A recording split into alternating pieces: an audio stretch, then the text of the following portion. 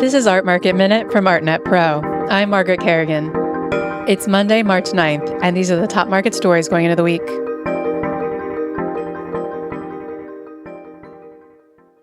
The Gulf's rapidly growing art scene is facing new uncertainty as the escalating U.S.-Israel war with Iran upends the region.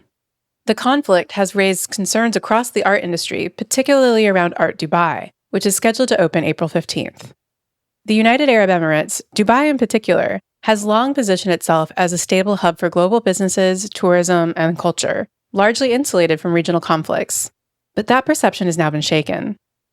Following U.S.-Israeli strikes on Iran on February 28th, Iranian retaliation has targeted key infrastructure in the UAE, including a hotel on Dubai's Palm Jumeirah Island, an Amazon data center, and Dubai's airport.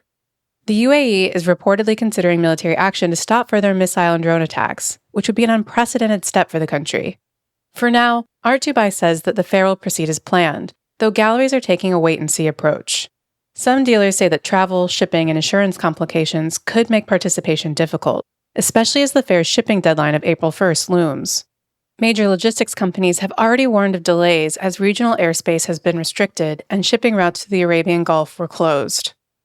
More broadly, the situation could test the art world's growing investment in the Gulf, where firms like Sotheby's, Christie's, Frieze, and Art Basel have all expanded operation recently.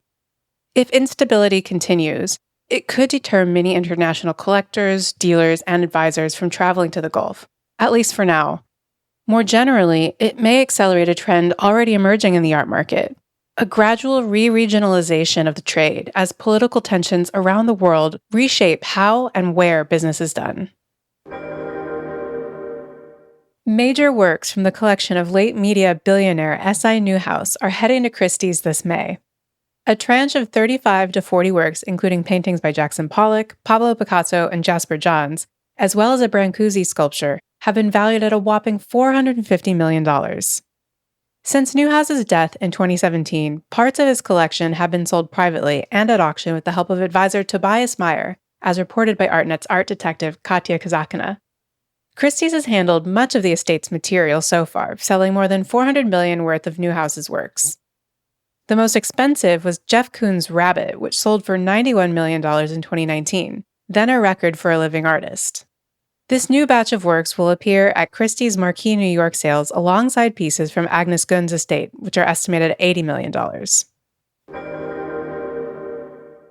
ArtNet is launching the second edition of Hardwiring Change, a global research project on gender equity produced in partnership with the Association of Women in the Arts. Our first survey last year revealed some stark numbers. 54% of respondents said they face a pay gap, and nearly 90% said gender remains a major barrier to career advancement, especially when it comes to issues around caregiving.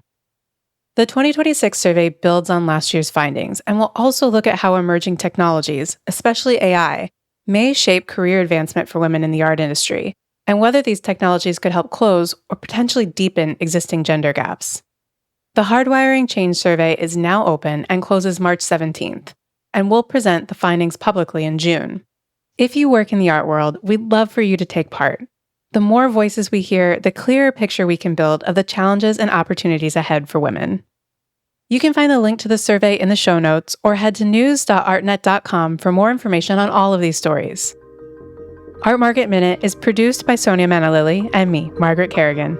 Thanks for listening, and see you next week.